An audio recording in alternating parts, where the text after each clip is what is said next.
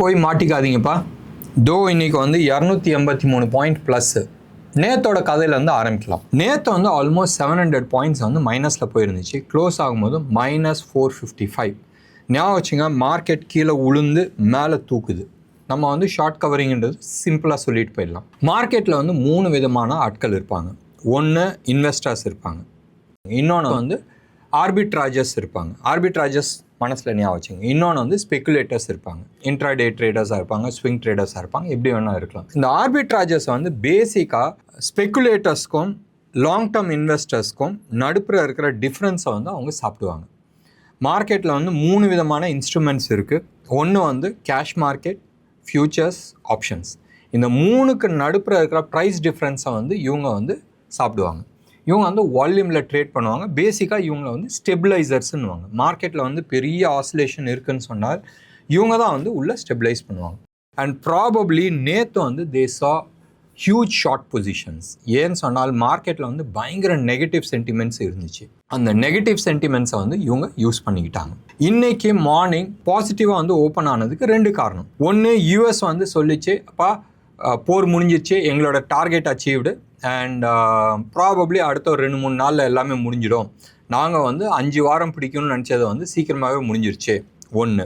ரெண்டாவது வந்து நான் ஏற்கனவே வந்து ரஷ்யன் பிரசிடெண்ட்டை பேசியாச்சு அண்ட் எங்களோட reserves plus European nation, right, சில பேர் வந்து ஆயில் ரிசர்வ்ஸ்லாம் வச்சுருக்கிறாங்க. அந்த ரிசர்வ்ஸ்லாம் வந்து நாங்கள் ஓப்பன் பண்ணி விட போகிறோம் அண்ட் ரஷ்யாவும் வந்து அவங்களோட ஆயிலை வந்து எக்ஸ்போர்ட் பண்ணலாம்.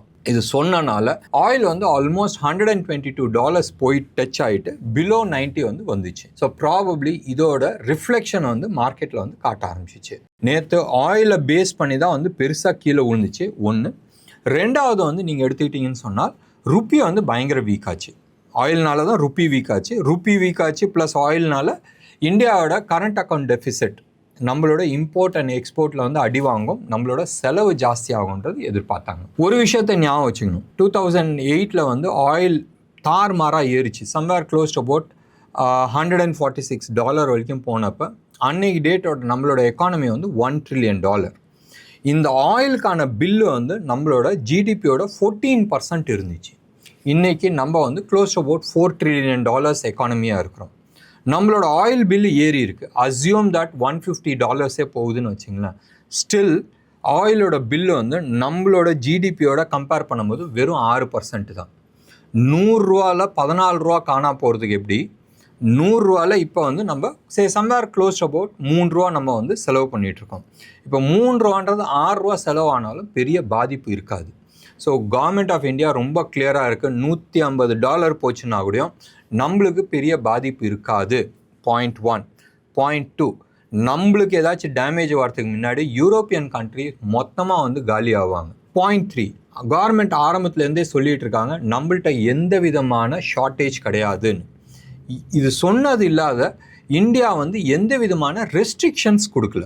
எப்படி இந்தியா எந்த விதமான ரெஸ்ட்ரிக்ஷன்ஸ் கொடுக்கல. இந்தியாவிலேருந்து எக்ஸ்போர்ட் ஆகிட்டுருக்கு, இன்க்ளூடிங் ஏர்க்ராஃப்ட்ஸ்க்கான பெட்ரோல், ரைட். அண்ட் ஷார்ட்டேஜ் எங்கே இருக்குதுன்னு சொன்னால் எல்பிஜியில் இருக்குது. நம்ம எல்பிஜி பற்றி நம்ம பேசலாம். பட் இதில் எந்த விதமான ஷார்ட்டேஜ் இல்லைன்னு சொன்னாங்க. So India is in a better position than others. So wait பண்ணி பார்க்கலாம். இன்டர்நேஷ்னல் ப்ரைஸ் எல்லாமே வந்து குறைஞ்சிட்டு இருக்கு and we have stabilised. But market stabilise ஆகிடுச்சான்றதுக்கு நம்ம வந்து மற்ற கதைகள் நம்ம பார்க்கலாம். சார்ட்ஸ் பார்க்குறதோட கதை பார்க்குறது வந்து ரொம்ப ரொம்ப இம்பார்ட்டன்ட். இப்போ சிலிண்டரை பற்றி பார்த்துக்கலாம். நேற்று பெங்களூரில் வந்து ஒரு நியூஸ் வந்துச்சு. பெங்களூரில் இருக்கிற ரெஸ்டாரண்ட்ஸ், ரைட், எல்லா ரெஸ்டாரண்ட்ஸும் வந்து இன்னைக்கு டியூஸ்டே அன்னைக்கு க்ளோஸ் பண்ணுறதாக ஒரு நியூஸ் வந்துச்சு. ஏன்னு சொன்னால் கமர்ஷியல் சிலிண்டர் நாட் அவைலபிள். இன்னைக்கு சென்னையிலையும் கமர்ஷியல் சிலிண்டர்ஸ் கிடைக்கல.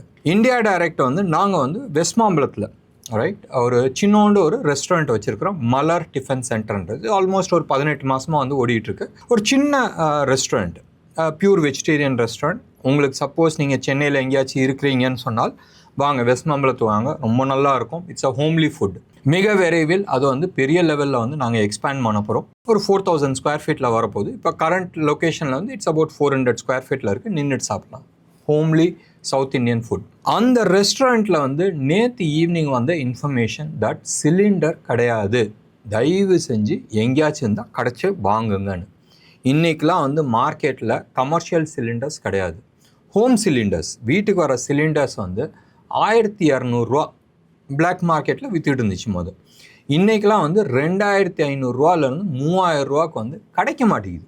ஏன்னு சொன்னால் நிறையா கமர்ஷியல் எஸ்டாப்ளிஷ்மெண்ட்ஸ் இதை வாங்கி தான் வந்து பண்ணிகிட்ருக்காங்க. கேஸ் கம்பெனிக்கு நீங்கள் ஃபோன் பண்ணால் மினிமம் 30 நாள் ஆகுன்றாங்க.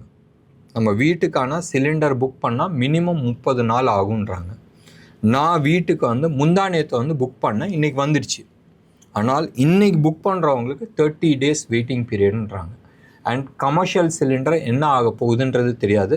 சென்னையில் பயங்கர தட்டுப்பாடு, பெங்களூர்லேயும் இதே நியூஸ் தான் வருது, பாம்பேலேயும் இதே நியூஸ் தான் வருது, டெல்லியிலேருந்து இன்னும் அந்த நியூஸ் வரல. ஸோ வெயிட் பண்ணி பார்க்கலாம் கவர்மெண்ட் வந்து என்ன பண்ண போகிறாங்கன்றது. இது வந்து really very serious issues. Domestic cylinder மட்டும் கிடைக்கிது, கமர்ஷியல் சிலிண்டர் கிடைக்கலன்னு சொன்னால் நிறைய பிஸ்னஸஸ் அடி வாங்கிறதுக்கான வாய்ப்புகள் உண்டு. இது ஓரத்தில் வச்சுக்கலாம். இதெல்லாம் வந்து பர்சனல் புலம்பல் ப்ளஸ் கம்யூனிட்டி ப்ராப்ளம். இப்போ மெயின் பிஸ்னஸ்க்கு வரலாம். ட்ரம்ப்பை பொறுத்த வரைக்கும் ப்ராஜெக்ட் முடிஞ்சு போச்சு, ஈரானை அடித்து முடிச்சாச்சு. பட் அடி வாங்கினது அவங்க தான், யூஎஸ் தான். என்ன தான் நீ வந்து அங்கே இருக்கிற தலைவரை அடித்தாச்சு, அங்கே இருக்கிற 46 தலைவர்களை முடிச்சுட்டேன், டெய்லியும் வந்து ஒரு 50-100 பாம்பு போட்டுக்கிட்டு இருக்க, டெய்லியும் வந்து ஒரு சார்ட்டிஸ் அடித்து நீ இது பண்ணிகிட்ருக்க, மிசைல்ஸ் விட்டுட்ருக்க, 50 போர் கப்பல்களை வந்து நாசம் பண்ணியாச்சு, எல்லாமே நீ பண்ணியாச்சு. ஆனாலும் ஈரானில் வந்து மிசைல் பறந்து வந்துகிட்ருக்கு. அவன் நினச்ச இடத்துல வந்து அடிச்சிட்டு இருக்காப்புல. ஆஃப் லேட் நீங்கள் வந்து இந்த போர் வந்து ஆல்மோஸ்ட் 10வது நாள் நம்ம வந்து டச் பண்ணியாச்சு. பட் இப்போ லாஸ்ட் 4-5 டேஸாக நீங்கள் வந்து எடுத்து பார்த்தீங்கன்னா ஈரானோட ஹிட்டு வந்து பயங்கர ப்ரிசைஸ் ஹிட்டாக இருக்குது. இவ்வளோ நாள் நீங்கள் எடுத்து பார்த்தீங்கன்னா அவங்க பழைய வெப்பன்ஸ் யூஸ் பண்ணிகிட்டு இருந்தாங்க, பழைய மிசைல்ஸை வந்து யூஸ் பண்ணிகிட்டு இருந்தாங்க. அண்ட் மிசைல்ஸை யூஸ் பண்ணி அவங்களோட ஆன்டி ஏர்க்ராஃப்ட்ஸ் எல்லாத்தையுமே வந்து காலி பண்ண வச்சுருக்குறாங்க. இப்போ வரது எல்லாமே வந்து லேட்டஸ்ட்டாக வருது. ஒரு மிசைல் போகுது, ஹைப்பர்சானிக் ஸ்பீடில் போகுது. Almost we are talking about mach 10 mach 15 ஸ்பீடில் வந்து போயிட்டுருக்கு. சவுண்டு ஸ்பீடோட 15 times ஃபாஸ்ட்டில் வந்து போகிற மிசைல்ஸ் போகுது. அந்த மிசைல்ஸ் மட்டும் போகிறதில்ல, அங்கே ஃபைனல் டெஸ்டினேஷன் போகும்போதும் அது வெடித்து அங்கேருந்து 100 பாம்ஸ் வந்து வெளியில் போயிட்டுருக்கு. அப்போ இஸ்ரேல் வந்து அவங்களோட ஆன்டி ஏர்க்ராஃப்ட்ஸோ ஒரு ஆன்டி மிசைல்ஸோ இல்லை அவங்க ட்ரோன், ரைட், அயன் டோன் சொல்கிறாங்களே, அது எதை தடுக்கும்? ஹைப்பர்சானிக் மிசைல்ஸ் வந்து ஈரான் வந்து இஸ்ரேலில் இருக்கிற முக்கியமான பில்டிங் எல்லாம் சொல்லி அடிக்கிறாங்க. இது ஒரு சைடு இருக்க. இன்னொன்று, ஈரானை சுற்றி இருக்கிற நாடுகள் இருக்குல்ல, சவுதி அரேபியா ஆகட்டும், பஹ்ரைன் ஆகட்டும், ஜோர்டான் ஆகட்டும், குவைத் ஆகட்டும், யுஏஇ ஆகட்டும், துபாய் ஆகட்டும், இங்கே இருக்கிற பில்டிங்ஸ் எல்லாமே ஈரானை வந்து பக்காவாக அடிக்குது. அண்ட் லாஸ்ட் 3 days 4 days வந்து முக்கியமான ரேடாஸ், எப்படி ஒரு போரில் வந்து முக்கியமான விஷயமே வந்து ரேடாஸ் தான். ரேடாஸை வந்து ப்ரிசைஸாக வந்து அடிக்கிறாங்க. அண்ட் தட் டூ அவங்களோட முக்கியமான ரேடாஸை வந்து காலி பண்ணியாச்சு. 15ல் 4 காலி ஆகிடுச்சு லாஸ்ட் 3 days. அப்போ அவங்க வந்து பிளைண்ட் ஆகிறாங்கன்னா அதுக்கு அர்த்தம் வந்து எங்கேருந்து மிசைல்ஸ் வருதுன்றது ரியல் டைமில் வந்து பார்க்க முடியாது. அவங்களுக்கு மற்ற சிஸ்டம்ஸ் இருக்குது. ப்ராபப்ளி தேல் ஹாவ் 50,000 அடி ஹைட்டில், மீட்டர்ஸ் ஹைட்டில் வந்து அவங்க வந்து உட்காந்துட்டு சில விஷயங்கள் பார்க்க முடியும். இல்லை சேட்டலைட்ஸ் வச்சு நான் அவங்க பார்க்க முடியும், இல்லைன்னு நான் சொல்ல. பட் ரியல் டைம் இன்ஃபர்மேஷன்ஸ் கிடைக்கிறது வந்து ரொம்ப ரொம்ப கஷ்டம். இந்த பிளைண்ட் ஸ்பாட்டுன்றது 4 ரேடார் காலியானது 15 ரேடாரும் காலி ஆச்சுனால் ஒன்று. ரெண்டாவது, எங்கேயாச்சும் தப்பி தவறி அமெரிக்காவோட ஏர்க்ராஃப்ட் கேரியர், ரைட், அடி வாங்குச்சுன்னு சொன்னால் அதோட படுக்கேவலம் வேறு எதுவுமே கிடையாது. ஒரு சின்னோண்டு நாடு அமெரிக்கா மாதிரி ஒரு நாட்டோட ஏர்க்ராஃப்ட் கேரியரை வந்து காலி பண்ணிட்டாங்கன்னு சொன்னால் வேறு எதுவுமே கிடையாது. அவன் வேறு வழியே கிடையாது, அவன் நியூக்ளியர் பாம்பை தான் எடுத்துகிட்டு வந்து போட்டு தான் ஆகணும். ஏன்னு சொன்னால் it is his status, right. அவன் வந்து ஏதாச்சும் ஒன்று சொல்லி தான் போடுவாங்க. எப்படி ஜப்பான் மேலே வந்து ஒரு காரணத்தை காட்டி நியூக்ளியர் பாம்பு போட்டாங்களோ அதே தான் வந்து ஈரான் மேலேயும் நியூக்ளியர் பாம்பு போடுறதுக்கு வந்து இந்த போரை நிப்பாட்டி ஆகணுன்ற லெவலில் வந்து பேசுகிறாங்க. ஒரு 3 hours 4 hours முன்னாடி வந்து டூம்ஸ் டே எக்யூப்மெண்ட்ஸை வந்து எடுத்துகிட்டு வரதாக ட்ரம்ப் வந்து அனௌன்ஸ் பண்ணியிருக்காங்க. டூம்ஸ் டே வெப்பன்ஸ்னால் என்ன, வேறு ஒன்றும் இல்லை, நியூக்ளியர் பாம்ப்ஸ் தான் நம்ம வந்து பேசுகிறோம். ஸோ வெயிட் பண்ணி பார்க்கலாம். Is America going to use nuclear பாம்பான்றது? அப்படி யூஸ் பண்ணால் உங்களுக்கு தெரியும். ஏர்கிராஃப்ட் கேரியர் ஈரான் பக்கத்தில் இருந்துச்சு, இப்போ ஆல்மோஸ்ட் 1500 கிலோமீட்டர் தள்ளி வந்திருக்கிறாங்க. மிசைல் ரேஞ்சை விட்டு தள்ளி வந்திருக்கிறாங்க. பயம். இப்போ ஈரான் தோந்துருச்சுன்னு சொல்லுவீங்களா, இல்லை அமெரிக்கா ஜெயிச்சிருச்சுன்னு சொல்லுவீங்களா? வெயிட் பண்ணி பார்க்கலாம். நிறைய நெகட்டிவ் நியூஸஸ் இருக்குது. சவுதி அரேபியாவில் இருக்கிற யூஎஸ் எம்பசி க்ளோஸ் ஆகிடுச்சு. இந்த சுற்றி இருக்கிற நாடுகளில் இருக்கிற எம்பசிஸ் எல்லாமே வந்து க்ளோஸ் ஆகிடுச்சு. அண்ட் ஈரான் வந்து சொல்லிகிட்ருக்கு, நீ வாரை க்ளோஸ் பண்ண முடியாது, நான் என்னைக்கு நினைக்கிறேன்னா அன்றைக்கி தான் வந்து க்ளோஸ் ஆகும். So we have to wait and watch என்ன ஆக போகுதுன்றது. அப்படியே கையோட பக்கத்தில் இருக்கிற பாகிஸ்தானையும் வேலை முடிஞ்சிருச்சுனால் நல்லாயிருக்கும். வெயிட் பண்ணி பார்க்கலாம். பாகிஸ்தானுக்கு வந்து ஒரு இருக்குது. ஏன்னு சொன்னால் அவன் சவுதி அரேபியா கூட சேர்ந்து ஈரான் அடிக்கிறதா சொல்லியிருக்கிறாங்க.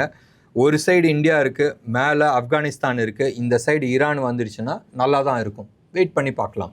இப்போ மார்க்கெட்டை பற்றி நம்ம பார்க்கலாம். இன்றைக்கி மார்க்கெட் க்ளோஸ் ஆகும்போது 24,405. செம்ம இன்ட்ரெஸ்டிங்கில் ஏன் இருக்காது? 405 ரொம்ப இம்பார்ட்டண்ட்டான லெவல். போன தடவை நம்ம வந்து வீடியோவில் நம்ம பார்க்கும்போதும் 24,409 எப்படி 409 வந்து உடச்சிச்சின்னு சொன்னால் சம்வேர் க்ளோஸ் அபவுட் 23,800 வரைக்கும் வரலாம். வந்து அந்த லெவலில் வந்து மெலிசான சப்போர்ட் லைன் இருக்குன்றது கொஞ்ச நாளைக்கு முன்னாடி நம்ம பேசணும். அதை உடச்சிச்சின்னு சொன்னால் சம்வேர் க்ளோஸ் அபவுட் 21,200 இதுதான் வந்து சப்போர்ட் ஜோன். 3000 பாயிண்ட் கீழேன்றது நம்ம பேசிடணும். அண்ட் நேற்று வந்து நீங்கள் எடுத்து பார்த்தீங்கன்னா 23,800 லெவலில் டச் பண்ணி தான் ரிவர்ஸ் ஆச்சு. இன்றைக்கி அந்த லெவல் 24,409 அது வந்து பிவட். அந்த பிவட் வந்து somewhere close to about August 2025 வந்துச்சு. அந்த லெவலை வந்து உடச்சி மேலே போட்டோம். அதுக்கப்புறமா நம்ம வந்து பார்க்கலாம். அதுக்கப்புறமா தான் வந்து ஃபர்தர் ப்ராபபிள் அப்சைடுக்கான பாசிபிலிட்டிஸ் இருக்குது. ப்ராபப்ளி ரீசன்ட் ஹைன்றது நம்ம பிப்ரவரி வீக்லி சார்ட்டில் நீங்கள் எடுத்து பார்த்தீங்கன்னா February 2 ஒரு ஹை வந்துச்சு. அந்த ஹையில் இருந்து நேத்தோட லோக்கு நம்ம போட்டால், ஃபிபனாச்சி நம்ம போட்டால் probably let it cross beyond 50%. Right, cross பண்ணதுக்கு அப்புறமா மார்க்கெட் ஃபர்தர் அப்சைடுக்கான பாசிபிலிட்டிஸ் இருக்குன்றதை நம்ம பார்த்துக்கலாம். இன்றைக்கும் நீங்கள் எடுத்து பார்த்தீங்கன்னா மோர் ஆஃப் ஆர்பிட்ராஜ். ரைட், ஆர்பிட்ராஜ்ன்றது செல்லர்ஸ்க்கும் பையர்ஸ்க்கும் நடுப்புற இருக்கிற அந்த போங்க ஆட்டத்தை வந்து சில ஆர்பிட்ராஜஸ் வந்து யூஸ் பண்ணுவாங்க. ஷார்ட் கவரிங்ன்றது நீங்கள் எடுத்துங்க.